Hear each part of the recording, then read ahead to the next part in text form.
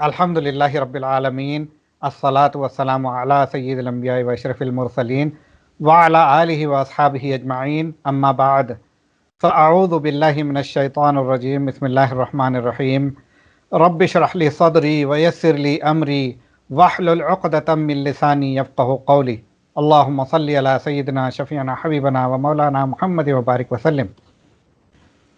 अस्सलामु अलैकुम व रहमतुल्लाहि व बरकातुहू मग़फ़िरतुहू। नाज़रीन व वालेकुम। सामईन, मीलाद शरीफ की इस खुसूसी नशरियात को लेकर आपका मेज़बान मोहम्मद अमजद अली हाजिर खिदमत है। नाज़रीन किराम, ये ऐसा दिन है जिसका सारे मोमिनों को इंतज़ार रहता है। ये हालांकि ईद नहीं है मगर ईद से कोई कम नहीं है। हुज़ूर सल्लल्लाहु अलैहि वसल्लम की विलादत बासआदत हुई, जिसके नतीजे में हम सारे उनके चाहने वाले, उनके ग़ुलामान मुस्तफ़ा सल्लल्लाहु अलैहि वसल्लम मीलाद मनाते हैं। हुज़ूर सल्लल्लाहु अलैहि वसल्लम की अल्लाह रब्बुल इज़्ज़त की बारगाह में क्या फ़ज़ीलत व मर्तबत है, ये जानने के लिए हमने हमारे एक बहुत ही मुअज़्ज़िज़ मेहमान को दावत दी है। अर्ज़ से दराज से दर्स व तदरीस का काम जारी है। खिताबत का जो है एक जादू इनका चल पड़ा है। न सिर्फ हिंदुस्तान बल्कि बैरून ममालिक में भी ये मदऊ किए जाते हैं और अब तक के लाखों लोग इनके बयानों से, इनके खिताबात से फैज़याब हो चुके हैं और ये सिलसिला जारी व सारी है। द कुरान एकेडमी के बानी व सदर अल्लामा शेख सैयद रिजवान पाशा कादरी साहब हमारे बज़्म में तशरीफ़ फरमा है। आइए हम सब मिलकर इनका इस्तकबाल करते हैं। मौलाना, आपका तहे दिल से इस्तकबाल है।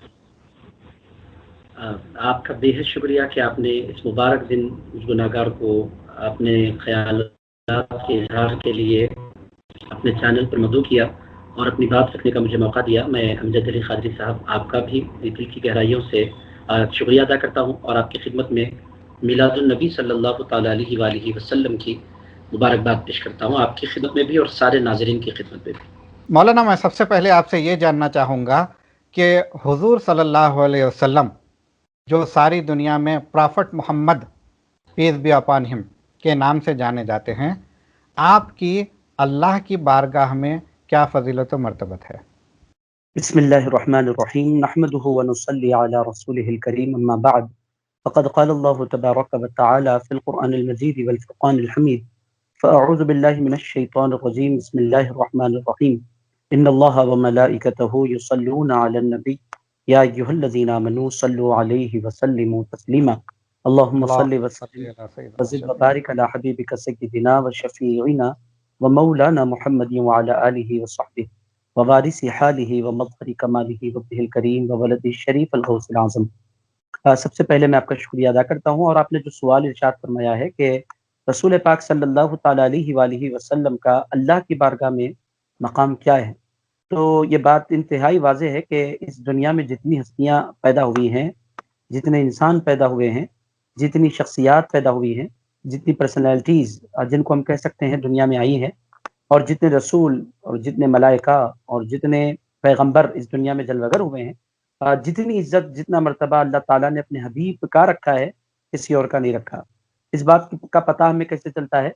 इस बात की गवाही कुरान देता है।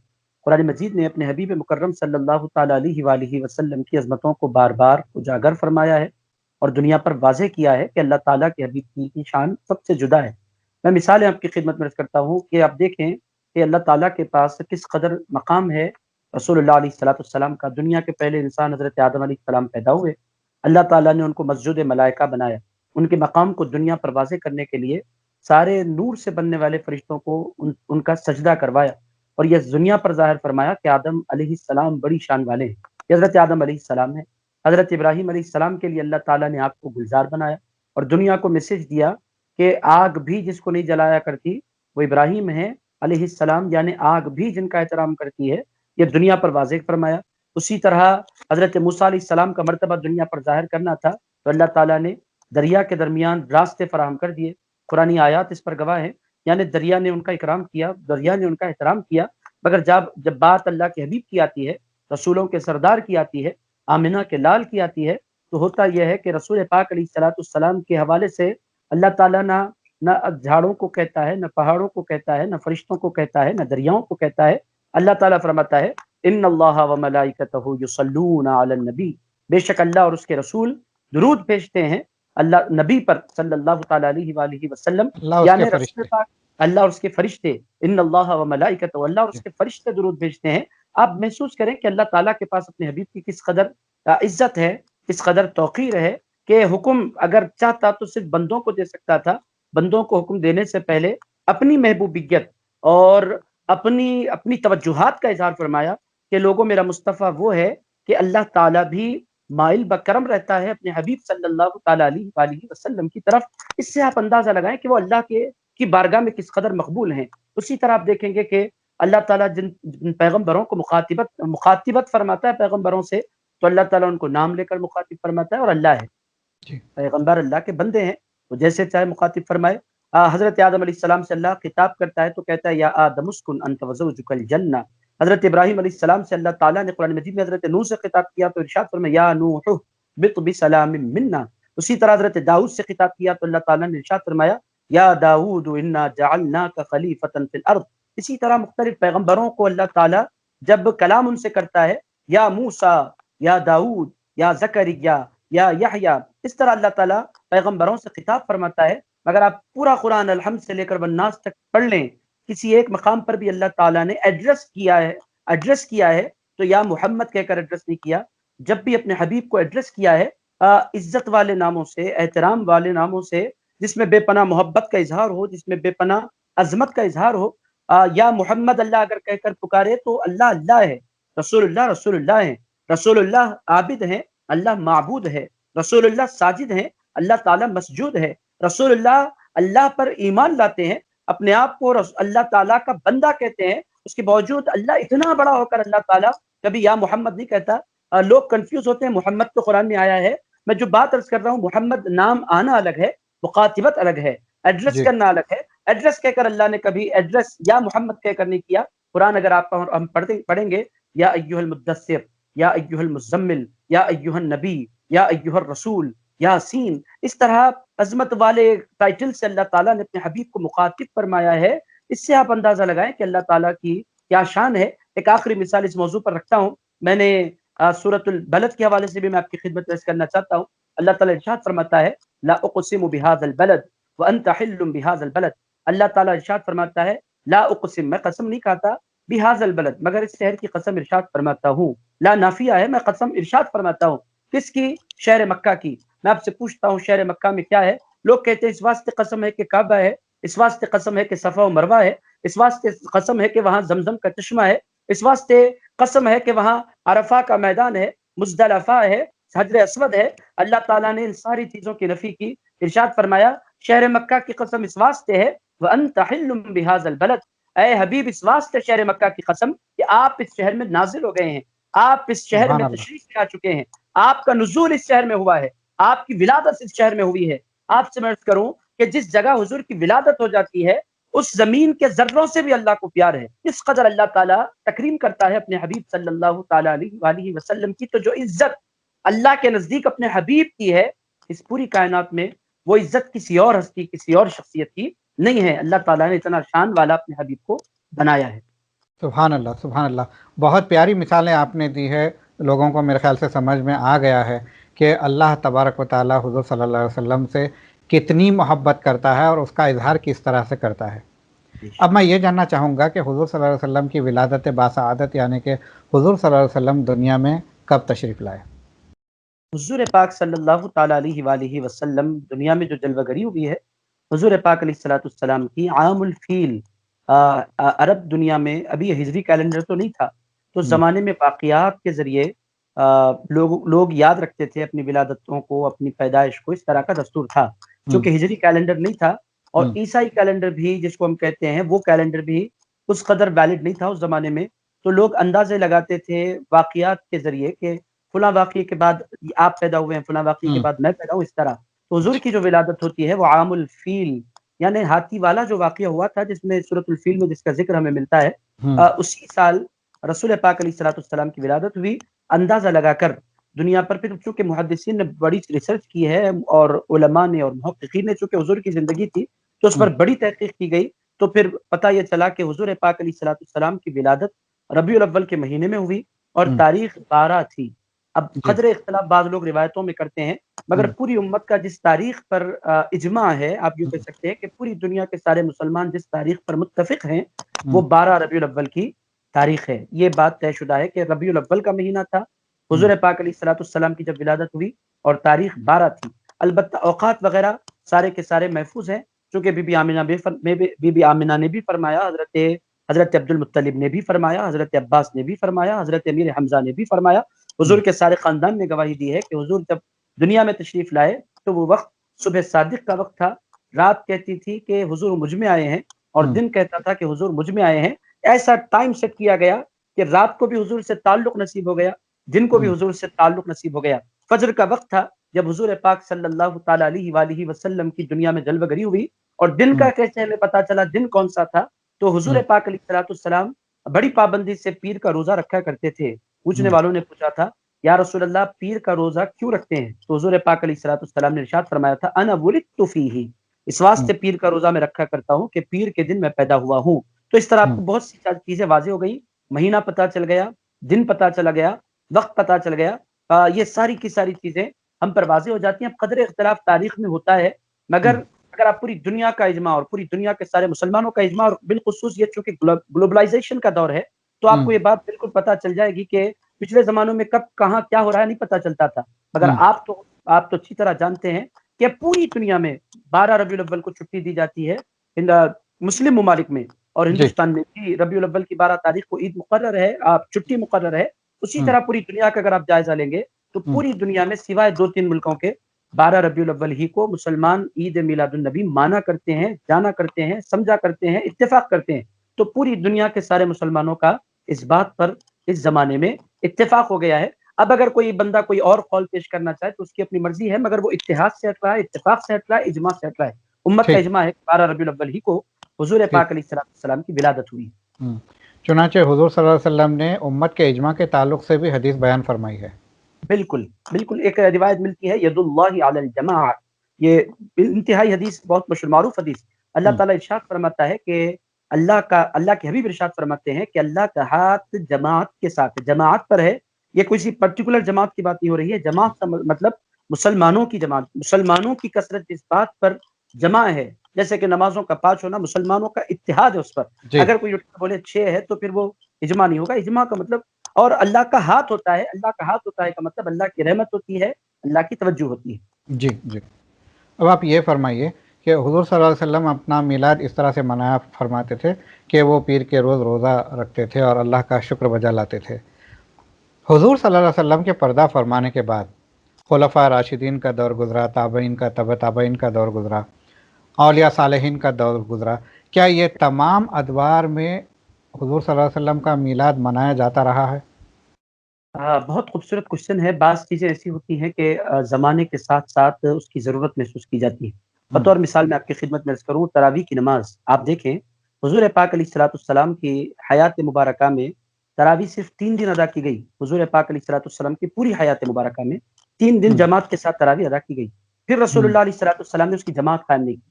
کیوں جماعت قائم نہیں کی؟ حضور پاک علیہ الصلوۃ والسلام نے فرمایا اگر میں مسلسل پڑھوں تو یہ بھی میری امت پر فرض قرار دے دی جائے گی۔ تو حضور پاک علیہ الصلوۃ والسلام نے اپنے امت کے کاروبار کرنے والوں اور اپنی امت کی تجارت کرنے والوں، اپنی امت کے بیماروں پر رحم فرمایا۔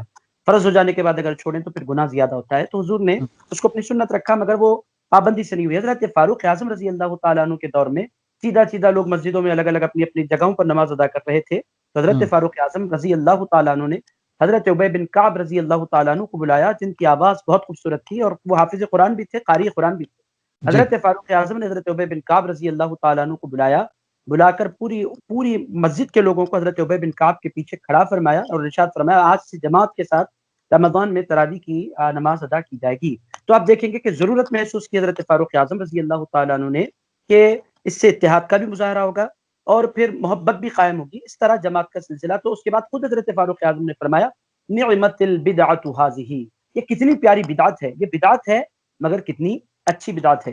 ہوتا کیا تھا رسول اللہ علیہ السلام کے دور مبارک میں اور اس کے بعد صحابہ کے دور میں اور تابعین کے دور میں، اتباع التابعین کے دور میں کثرت سے لوگ رسول اللہ علیہ السلام کو یاد کیا کرتے تھے، ان کی مجلسوں میں، ان کی محفلوں میں اور ان کی میٹنگز میں کثرت سے حضور کی باتیں ہوتی تھی۔ آگے چل کر ہوا یہ کہ حضور کی باتوں کا سلسلہ کم ہوتا چلا گیا، تو پھر اولیاء اللہ نے پچھلی زمانوں کے اولیاء اللہ کا مطلب یہ نہیں کہ آج سے 50 سال 60 سال پہلے کی بات نہیں، 1000 سال پہلے سے 1100 سال پہلے سے مجھے کیسے پتا چلا آپ بولیں گے، میں آپ کی خدمت میں تاریخ کا ایک بہت بڑا نام پیش کرتا ہوں، ان کا نام ہے علامہ ابن کثیر۔ یہ بہت بڑے مصنف گزرے ہیں، ان کی تفسیر بھی بہت معروف ہے اور ان کی ہسٹری پر لکھی ہوئی کتاب البدایہ والنہایہ بھی انتہائی معروف اور مقبول کتاب ہے اور پوری دنیا ان کو مانتی ہے۔ علامہ ابن کثیر نے بھی اس بات کو واضح فرمایا کہ ان کے زمانے میں آج سے 600 سال پہلے اور اس سے پہلے کے زمانوں میں بھی باضابطہ پوری دنیا میں مسلمانوں کے پاس یہ دستور تھا کہ وہ میلاد کی محفلیں کرتے تھے۔ مطلب یہ ہے کہ میلاد النبی کوئی نئی چیز نہیں ہے، بعد میں شروع ہوا یہ سلسلہ۔ بعد میں کیوں شروع ہوا؟ ضرورت ہوئی، جب ضرورت فیل ہوتی ہے تو پھر کوئی کام شروع کیا جاتا ہے۔ ضرورت کیا تھی؟ لوگ حضور سے دور ہوتے چلے جا رہے تھے، سرکار کی باتوں سے دور ہوتے چلے جا رہے تھے، سرکار کی حیات سے دور ہوتے چلے جا رہے تھے، اور رسول اللہ کی حیات ہمارے لیے مینار نور ہے، مینار ہدایت ہے۔ رسول اللہ کی زندگی ہمارے لیے ایک چراغ کی مانند ہے، اس سے دوری میں جانا در حقیقت اندھیرے میں جانا ہے، اور رسول اللہ کے قریب آ جانا، رسول اللہ کے ذکر سے قریب آ جانا دراصل اجالوں میں آ جانا، روشنیوں میں آ جانا ہے۔ تو اس کا سب سے بہترین موقع کون سا ہو سکتا تھا؟ لوگوں کو چونکہ ربیع الاول پر کی سے بڑی عقیدت بھی تھی، تو اس کے لیے حضور کے ذکر کے لیے، حضور پاک علیہ السلام کے ذکر مبارک کے لیے ہمارے اسلاف نے ربیع الاول شریف کے موقع کو سب سے زیادہ مناسب سمجھا، اور پھر باضابطہ ربیع الاول شریف کی مجلسیں شروع ہو گئی۔ اب سوال یہ پیدا ہوتا ہے وہ کام ہم کیوں کریں جو رسول اللہ علیہ السلام کے صحابہ نے نہیں کیا؟ بات یہ ہے کہ ذکر رسول کرنا یہ قرآن سے ثابت ہے، ذکر رسول کرنا یہ صحابہ کی زندگی سے ثابت ہے۔ میلاد کی جتنی مجلسیں ہوتی ہیں اس کا مقصود رسول اللہ کی یاد ہوتا ہے، اور ہر قوم اپنے لیڈر کو، اپنے رہنما کو، اپنے پیشوا کو یاد کرتی ہے۔ جو قوم اپنے لیڈر، اپنے رہنما، اپنے پیشوا کو بھلا دیتی ہے پھر وہ قوم برباد ہو جایا کرتی ہے۔ تو مسلمانوں کو ربیع الاول میں کثرت سے اپنے سرکار کو یاد کرنے کا موقع ملتا ہے۔ اس طرح جلسے ہوتے ہیں تو حضور کی زندگی کے مختلف پہلو، ان کے اخلاق، ان کا کردار، ان کی زندگی، ان کے صبح و شام انسان کو سننے اور اس پر غور کرنے کا موقع ملتا ہے۔ تو اس طرح میلاد کا سلسلہ پوری دنیا میں چل پڑا ہے۔ میں اقرار کرتا ہوں کہ یہ بعد میں شروع ہوا، مگر 10-20 سال 50 سال پہلے نہیں شروع ہوا، 1000 سال سے چل رہا ہے، اور اس کی اصل قرآن کی آیت ہے وَرَفَعْنَا لَكَ ذِكْرَكَ، اے حبیب ہم نے آپ کی خاطر آپ کے ذکر کو بلند فرما دیا ہے۔ تو اس میں کوئی خبر مجھے نظر نہیں آیا۔ اب آپ جس طرح سے بیان فرما رہے ہیں اس سے مجھے 2 سوالات میرے ذہن میں آ رہے ہیں۔ ایک تو یہ کہ وہ صاحب جو فرمائے تھے کہ کتنی ہی پیاری بدعت ہے، تو کیا یہ اس حدیث سے نہیں ٹکراتا جس میں کہا گیا ہے کہ کلو بدعت ضلالہ؟ بہت خوبصورت آپ نے سوال کیا ہے، اور آپ کے سوال کے ذریعے ہمارے ناظرین کا ذہن صاف ہوگا اور ان کے ذہن میں یقینی طور پر یہ سوال پیدا ہونا چاہیے اگر وہ سدھ بدھ رکھتے ہیں قرآن اور حدیث کی۔ تو آپ نے ارشاد فرمایا کہ اللہ کے حبیب نے ارشاد فرمایا کل بدعت ضلالہ، ہر بدعت گمراہی ہے، وکل ضلالۃ فی النار، اور ہر گمراہی جہنم میں لے جانے والی ہے۔ تو حضرت فاروق اعظم رضی اللہ تعالیٰ عنہ نے ارشاد فرمایا ہے نعمت البدعۃ ھذہ، ان دونوں کے درمیان کوئی ٹکراؤ تو نہیں ہے۔ ایک طرف حضرت فاروق اعظم فرماتے ہیں یہ اچھی بدعت ہے، اور رسول اللہ فرماتے ہیں ہر بدعت گمراہی ہے۔ تو یہ سوال بڑا ویلڈ ہے، اس کا جواب محدثین نے فرمایا ہے چونکہ حضرت فاروق اعظم رضی اللہ تعالیٰ عنہ کوئی معمولی ہستی، کوئی معمولی شخصیت نہیں ہے، اور ایسی ذات نہیں ہے کہ ان کے قول کو ہم اگنور کریں۔ وہ حضور کی صحبت میں رہنے والے، حضور کی مجلس میں رہنے والے، حضور کے ساتھ ایک لمبا وقت گزارنے والے ہیں۔ تو حضرت فاروق اعظم رضی اللہ تعالیٰ عنہ نے جو ارشاد فرمایا نعمت البدعۃ ھذہ، اس کا مطلب یہ ہے کہ بعد میں بعض چیزیں پیدا ہوتی ہیں مگر ان کی اصل حضور کی زندگی میں موجود ہوا کرتی ہے۔ اگر کوئی چیز ایسی ہے کہ جو حضور کی سنت سے ٹکرا جاتی ہے تو وہ پھر وہ بدعت گمراہ ہی ہے، اور وہ بدعت جہنم میں لے جانے والی ہے۔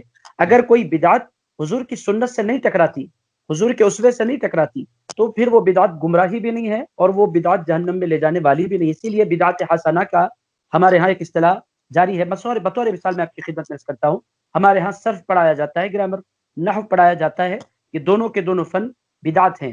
حضور کے دور میں صرف نامی کوئی فن نہیں تھا، بدعت نامی کوئی فن نہیں تھا، نحو نامی کوئی فن نہیں تھا، مگر وہ پڑھایا آج بھی جاتا ہے۔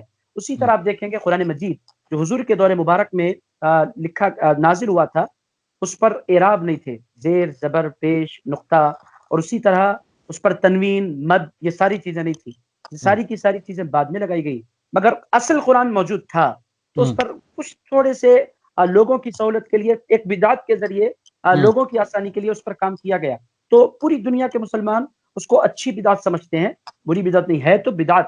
اس سے پتہ کیا چل رہا ہے، کوئی کچھ بدعتیں اچھی ہوتی ہیں، کچھ بدعتیں خراب ہوتی ہیں۔ خراب کون سی بدعت ہوتی ہے؟ جو حضور کی سنت کو مٹا رہی ہو۔ اب اعراب لگنے سے فائدہ کیا ہوا؟ حضور کی سنت مٹی نہیں، بلکہ حضور کی سنت کو ایک نئی زندگی ملی کہ عام بندہ بھی اس کو پڑھنے کے لائق ہو گیا۔ ہم عجمی حضرات آسانی سے قرآن کیوں پڑھ رہے ہیں؟ اس واسطے کہ زبر لگا ہے، ذیل لگا ہے، پیش لگا ہے، نقطہ لگا ہے۔ اگر یہ ساری چیزیں نہیں ہوتی تو ہم نہیں پڑھ پاتے۔ تو بدعت کی بنیادی طور پر دو قسمیں ہمیں ماننا پڑے گا، ایک اچھی بدعت، ایک بری بدعت۔ بری بدعت حضور کی سنت سے ٹکراتی ہے، اچھی بدعت حضور پاک علیہ الصلوۃ والسلام کی سنتوں کو ظاہری طور پر سپورٹ کرتی ہے، تو یہ بات ہمیں ماننی پڑتی ہے۔ جی، تو اب میں اسی کو آگے لے جاتے ہوئے یہ عرض کرنا چاہوں گا کہ وہ کون کون سی اچھی بدعات ہے جس کو اپناتے ہوئے ہمیں حضور صلی اللہ علیہ وسلم کا میلاد منانا چاہیے؟ اب بہت خوبصورت آپ نے کوشچن کیا ہے۔ حضور کا میلاد اچھی بدعتوں کے ذریعے آپ منانا چاہتے ہیں تو اچھا طریقہ کیا ہے کہ ایک تو اہتمام ہو۔ جب بھی کوئی بھی چیز کا زیادہ اہتمام ہوتا ہے تو اس چیز میں زیادہ برکت ہوتی ہے۔ آپ جس قدر آپ کا اہتمام بڑھے گا اسی قدر نوازشات بڑھیں گی۔ اہتمام کیسے ہو کہ آپ اچھے کپڑے پہنیں، اہتمام کیسے ہو کہ آپ جہاں مجلس کریں اس مقام کو صاف پاک رکھیں، اہتمام کیسے ہو کہ آپ اس فضا کو معطر کریں، یہ ظاہری طور پر اہتمام ہے۔ اس کے ساتھ ساتھ اچھے طریقے کیا ہیں؟ آپ قرآن کی تلاوت کریں، حضور پاک علیہ الصلوۃ والسلام کی نعتیں پڑھیں، حضور پاک علیہ الصلوۃ والسلام کا ذکر مبارک سنیں۔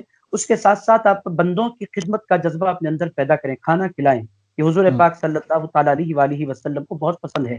اسی لیے آپ میلاد کے موقع پر دیکھیں گے کہ باضابطہ نیازوں کا اہتمام ہوتا ہے، کھانا کھلانے کا اہتمام ہوتا ہے۔ ہمیں کوشش کرنی چاہیے کہ ہر بھوکا میلاد کے دن تو بھوکا نہیں رہے، اور وہ یہ ضروری نہیں کہ وہ ہمارے مذہب کا یا ہماری ملت کا ہو، وہ کسی بھی مذہب کا بندہ ہو، ہمیں اس میں کوئی فرق نہیں کرنا چاہیے۔ اچھا طریقہ کیا ہے؟ حضور خوش کیسے ہوتے ہیں کہ آپ انسانوں کی خدمت کریں، آپ جانوروں کی خدمت کریں، آپ ہر ایک کا پیٹ بھرنے کی جستجو کریں، یہ میلاد منانے کا بہترین طریقہ ہے۔ بری بدعتیں کیا ہیں؟ بری بدعتیں بھی لوگوں نے پیدا کر لی ہیں، لوگوں کو تکلیفیں دینا، اور جہاں لوگ آرام کر رہے ہیں ان آبادیوں میں گھس کر بری آوازوں میں نعرے لگانا، ایسے کام کرنا جس سے لوگوں کو تکلیف پہنچے، ایسا کوئی کام نہیں کرنا، یہ خراب بدعتیں ہیں۔ اچھی بدعت اور عرش پھینکنا ایک دوسرے پر، گاڑیاں بھگانا، اور پھر ایسے کام کرنا، ایسے نعرے لگانا جو ملک کی فضا کو مقدر کرنے والے ہوں، اس طرح کے کام سے بچیں۔ اچھے کام کریں، ذکر کریں، درود پڑھیں، سلام پڑھیں، محفل سجائیں، حضور کی شان بیان کریں، خوب اہتمام کریں، اچھے کپڑے پہنیں اور غریبوں کی خدمت کریں، بھوکوں کو کھانا کھلانے کی کوشش کریں۔ یہ ہے میلاد کا اچھے انداز میں اہتمام کرنا۔ یہ دونوں طریقے ہمارے سامنے موجود ہیں۔ جی، یہ جھنڈے لگانے اور جھنڈے لے کر جلوس نکلنے کی کیا اہمیت ہے؟ جھنڈوں کا جو کانسیپٹ ہے یہ بھی ایک اسلامی کانسیپٹ ہے۔ جھنڈوں کا طریقہ کیا تھا؟ حضور پاک علیہ الصلوۃ والسلام جب کسی معرکے پر تشریف لے جاتے تو اپنے کسی صحابی کو جھنڈا عنایت فرمایا کرتے تھے، کثرت سے اس کا ذکر ملتا ہے۔ بعض مرتبہ حضرت خالد بن ولید کو حضور نے جھنڈے دیے، بعض مرتبہ حضرت علی شیر خدا کو۔ فتح خیبر کا جھنڈا تو بہت مشہور معروف ہے کہ فتح خیبر کے وقت مولا علی شیر خدا کو رسول اللہ علیہ الصلوۃ والسلام نے جھنڈا عنایت فرمایا تھا، حضرت جعفر کو رسول اللہ علیہ الصلوۃ والسلام نے جھنڈا دیا ہے۔ تو جھنڈوں کا کانسیپٹ کوئی جدید کانسیپٹ نہیں ہے، جھنڈا ایک قدیم کانسیپٹ ہے اسلام میں باضابطہ۔ اور پھر جھنڈا صرف مسلمانوں کے پاس نہیں، غیر مسلموں کے پاس بھی اپنا جھنڈا ہوتا ہے، پارٹیوں کے پاس اپنی پارٹی کا ایک جھنڈا ہوتا ہے۔ جھنڈے کے ذریعے حقیقت میں آپ کس پارٹی سے ہیں اس کا اظہار کیا جاتا ہے۔ تو اسلام کا بھی کہ آپ مسلمان ہیں، حضور سے تعلق رکھتے ہیں، اس کے اظہار کے لیے بھی جھنڈا استعمال کیا جاتا ہے۔ مگر جھنڈے کے حوالے سے بات میں عرض کروں گا، بعض لوگ ہمارے پڑوسی ملک کے جھنڈے بھی میلاد کے موقع پر اٹھا لیتے ہیں، ان کو پتہ نہیں ہوتا اور بنانے والوں کو بھی احساس نہیں ہوتا۔ کبھی بھی اپنے پڑوسی ملک کا جھنڈا آپ اپنے ہاتھوں میں نہیں اٹھا سکتے۔ آپ جب جھنڈا اٹھائیں تو اس بات کا خیال رکھیں کہ وہ جھنڈا پلین ہو، یہ بہتر ہے، چونکہ جھنڈے گریں گے اور اس پر اللہ اور اس کے رسول کا نام لکھا ہوگا تو پھر بے ادبی کے امکانات بھی ہیں۔ تو جھنڈا ایک قدیم کانسیپٹ ہے، اس میں کوئی دو رائے نہیں۔ اور جھنڈے کے حوالے سے خود حضور پاک علیہ الصلوۃ والسلام نے ارشاد فرمایا کہ قیامت کے دن میرے ہاتھ میں بھی جھنڈا دیا جائے گا، لواء الحمد دیا جائے گا۔ یہ صحیح ترمذی کی حدیث ہے، حضور فرماتے ہیں میرے ہاتھ میں لواء الحمد دیا جائے گا، یعنی صحابہ کے ہاتھ میں جھنڈے رہے ہیں اور قیامت کے دن رسول اللہ کے ہاتھ میں بھی جھنڈا رہے گا۔ تو جھنڈا انتہائی قدیم کانسیپٹ ہے، یہ بات تو طے شدہ ہے۔ مگر جب جھنڈے آپ نکالیں تو اس کا اس بات کا ہمیں خیال رکھنا چاہیے کہ کسی ایک تو یہ کہ وہ اینٹی نیشن نہ ہو، خدا نخواستہ، اس سے غلط کانسیپٹ جاتا ہے آپ اس بات کا خیال رکھ کر جھنڈا نکالیں۔ دوسرا یہ ہے کہ جھنڈا آپ اگر ایسا جھنڈا لگائیں جس پر اللہ اور اس کے رسول کا نام لکھا ہے تو پھر اس کا احترام بھی کرنا بہت ضروری۔ ہمارے ہاں ہوتا یہ ہے کہ نکلتے وقت تو بڑے جوش سے لوگ نکلتے ہیں، بعض مرتبہ ادھر ادھر پھینک دیتے ہیں، کبھی ایسا نہیں کرنا چاہیے۔ آپ جس طرح لگائیں اسی طرح نکالیں، بلدیہ کو تکلیف دینے کی ہمیں اجازت نہیں ہے۔ تو جھنڈا یہ قرآن اور حدیث سے ثابت ہے۔ جی، جھنڈے کے کلر کی کوئی تخصیص ہے؟ جھنڈے کے کلر کی کوئی اسلام میں تخصیص نہیں ہے، مگر ہرے کلر کا اگر نکالیں تو عام طور پر ہرے کلر کو اسلام سے منسوب کر کے دیکھا جاتا ہے۔ حضور کا گنبد خضرا بھی ہرا ہے، گرین ہے، تو بہتر یہ ہے کہ گرین نکالیں۔ مگر ہمارے ہاں ہو یہ رہا ہے کہ رسول اللہ کی میلاد کے موقع پر بھی ہم اپنے بزرگوں کے نام کے جھنڈے لے کر نکل رہے ہیں۔ دیٹس ناٹ فیئر، یہ فیئر نہیں ہے۔ میں اس بات کا اقرار کر رہا ہوں کہ اپنے بزرگوں کا، اپنے آرگنائزیشن کا جھنڈا ایک آدھ آپ لگائیں تاکہ اس آرگنائزیشن کے تحت یہ جلوس نکل رہا ہے، اٹس اوکے، مگر عام طور پر جھنڈا ایسا ہونا چاہیے جو اسلام کو پریزنٹ کرے۔ اور یہ میلاد ایک انتہائی خوبصورت موقع ہوتا ہے اسلام کو خوبصورتی کے ساتھ لوگوں کے درمیان پیش کرنے کا، مگر ہم ایسے بینرز لگائیں جس سے پیس ملے، پیس کا پیغام ملے، امن کا پیغام ملے، یہ زیادہ مناسب ہے۔ ایسے نعرے ہم لگائیں جو حضور کی باتوں پر مشتمل ہو، جس میں عورت کی عزت کا پیغام دیا جا رہا ہو، یا جس میں انسانیت کے احترام کی دعوت دی جا رہی ہو، جس میں ہیومن رائٹس بیان کیے جا رہے ہیں۔ ایسا کوئی اچھے پیغام کے ساتھ اگر ہم اپنے جلوس میں نکلیں گے تو پھر اس کا صحیح میسج بھی ملت تک جائے گا۔ یہ موقع بہت خوبصورت ہے، مگر اس کو صحیح انداز میں ہم یوں کہہ سکتے ہیں کہ ہم اس کو پیش نہیں کر پا رہے ہیں، یا اس موقع کا صحیح فائدہ ہم اٹھا نہیں پا رہے ہیں۔ اگر ہم اس کو واقعی صحیح مائنرز میں اگر ہم جلوس لے کر نکلیں تو ایک پوری دنیا میں ایک بہت بڑا پیغام جائے گا۔ اور حیدرآباد میں بالخصوص چونکہ یہاں حضور کے غلاموں کی تعداد سووں میں، ہزاروں میں نہیں ہے بلکہ لاکھوں میں ہے، اور کثرت سے عاشق رسول یہاں پائے جاتے ہیں، اس موقع کو ہمیں یوٹیلائز کرنے کی ضرورت ہے۔ میں اس بات کا اقرار کرتا ہوں کہ جیسا فائدہ ہونا چاہیے ویسا فائدہ ہم لے نہیں پا رہے اس موقع کا۔ جی، تو زیادہ سے زیادہ فائدہ اٹھانے کے لیے ہمیں کچھ چینجز کرنے پڑیں گے ہمارے طریقہ کار پہ۔ یہ جو دیکھنے میں آج کل آ رہا ہے کہ رش لگا رہے ہیں، رنگ اچھال رہے ہیں، ڈی جے کا معاملہ ہے، اس بارے میں آپ کیا کہیں گے؟ آپ نے جیسا کہ ارشاد فرمایا ہے، ڈی جے لگانا اور ارش پھینکنا ایک دوسرے پر، اس حوالے سے ہمیں کیا کرنا چاہیے؟ تو ہو یہ رہا ہے کہ ہماری قوم میں جہالت داخل ہو رہی ہے۔ کوئی بھی کام ہمیں ایسا نہیں کرنا چاہیے جس سے غلط میسج جاتا ہو، کہ ڈی جے لگانا اور آوازیں کرنا اور روڈز بلاک کرنا یہ فیئر نہیں ہے، یہ مناسب نہیں ہے، اور شریعت کے بھی، شریعت مطہرہ کی طبیعت کے بھی یہ خلاف ہے، مزاج شریعت کے بھی یہ خلاف ہے۔ ڈی جے سے ہمیں نعت رسول صلی اللہ تعالی علیہ وآلہ وسلم گنگناتے ہوئے ہم جا سکتے ہیں، یہ بہتر طریقہ ہے۔ ڈی جے کا استعمال بالکل نہیں کرنا چاہیے۔ بہت سے لوگ ناچ رہے ہیں روڈوں پر، اور اس سے غلط میسج اسلام کا جا رہا ہے، اور صحیح اسلام کی تصویر ہم پیش نہیں کر رہے ہیں۔ اسی طرح رش پھینکنا یہ بھی انتہائی غیر مناسب طریقہ ہے اور انتہائی نامعقول قسم کی بات ہے۔ حضور پاک علیہ الصلوۃ والسلام کی میلاد پر یہ سارے کام نہیں ہونے چاہیے۔ جی، ڈی جے کے اثرات کے تعلق سے ذرا آپ کچھ بیان فرمائیے۔ ڈی جے کے اثرات یہی ہوتے ہیں کہ اس کا قلب پر وحشت ہونے لگتی ہے انسان کو۔ اس کا ساؤنڈ اس قدر بلند آواز سے ہوتا ہے کہ سامنے والوں کو، اگر خاص طور پر ایسی بستیوں سے ڈی جے گزرے جن بستیوں میں سناٹا ہے، تو پھر بڑی تکلیف ہوتی ہے گھروں میں رہنے والوں کو بھی۔